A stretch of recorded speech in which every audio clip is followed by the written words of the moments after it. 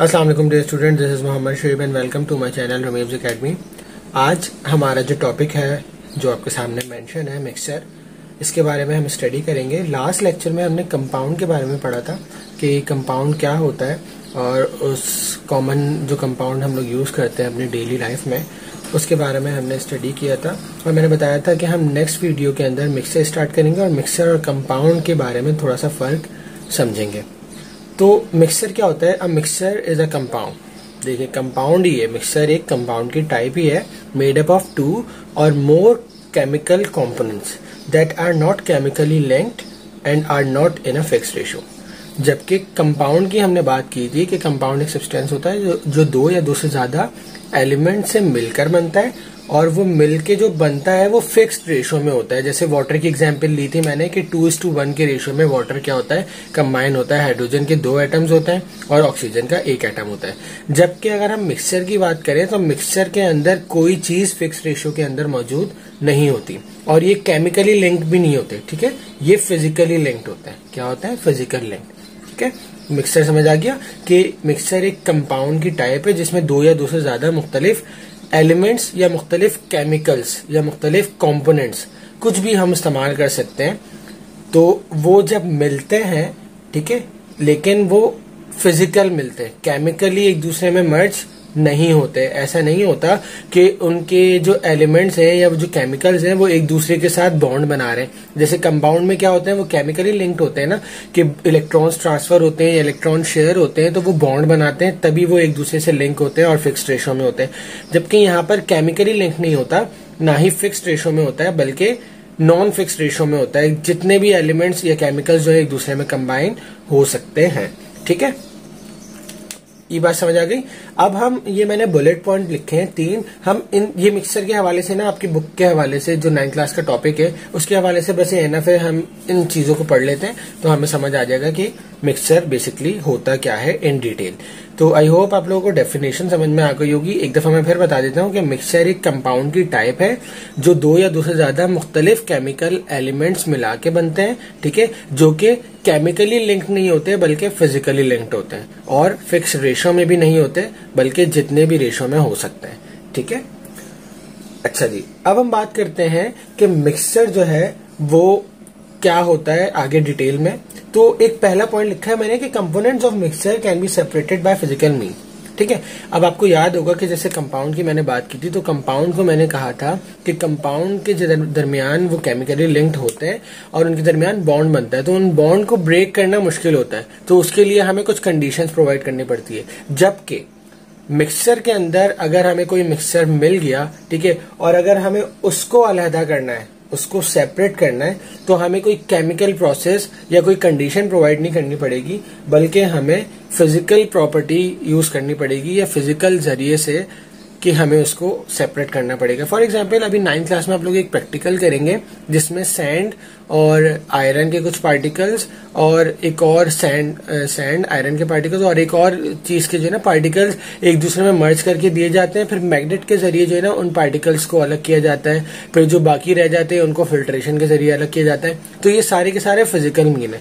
क्या है? Physical mean. तो कॉम्पोनेंट्स होते हैं ना मिक्सचर के, जो कॉम्पोनेंट होते हैं, जो केमिकल मतलब ये वाले केमिकल कॉम्पोनेंट जो मिक्सचर के अंदर इस्तेमाल हो रहे होते हैं उनको हम फिजिकल मीन के जरिए अलहदा कर सकते हैं। और ये जो फिजिकल मीन है ये क्या कहला सकते हैं, ये क्या क्या हो सकते हैं? ये हो सकते हैं फिल्ट्रेशन, यानी कि हमें फिल्टर करना है। जैसे मिसाल के तौर पे चाय बनाते हैं तो चाय में हम लोग क्या करते हैं कि वो छन्नी यूज करते हैं ना, ताकि वो जो पत्ती होती है वो अलहदा हो जाए और बाकी सारी चीजें उधर आ जाए। ठीक है, तो इस तरीके से ये वाला प्रोसेस फिल्ट्रेशन कहलाता है। ठीक है, फिल्ट्रेशन के जरिए हम इसको अलहदा कर सकते हैं, फिर एवापोरेशन के जरिए अलहदा कर सकते हैं। ये सारे के सारे वो प्रोसेस के नेम है, प्रोसेस के नेम है जो आप आगे जाके जो है वो स्टडी करेंगे। ठीक है, एवापोरेशन हो गया, इलेक्ट्रोलाइसिस हो गया, ये सारे के सारे छोटे छोटे प्रोसेस है फिजिकल मीन्स के।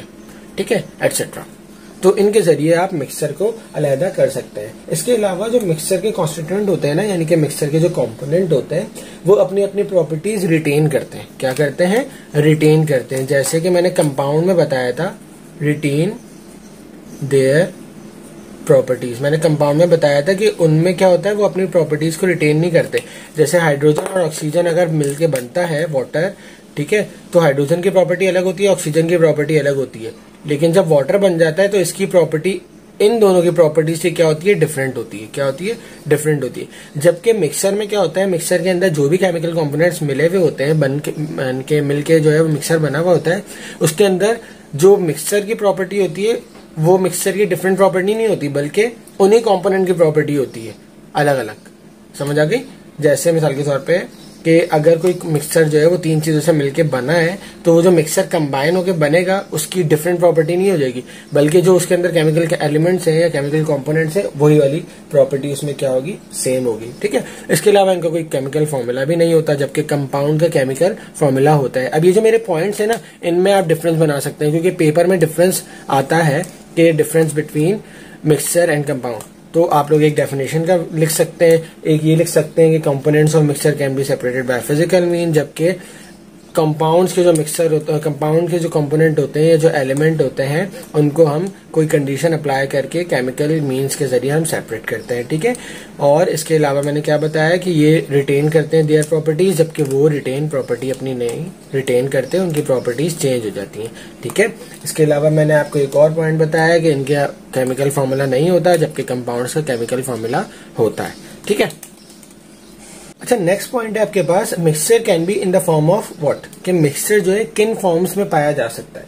तो मिक्सचर जो है वो 3 फॉर्म्स में पाया जा सकता है। नंबर 1 सोल्यूशन, ठीक है, number 2 suspension, and number 3 colloid.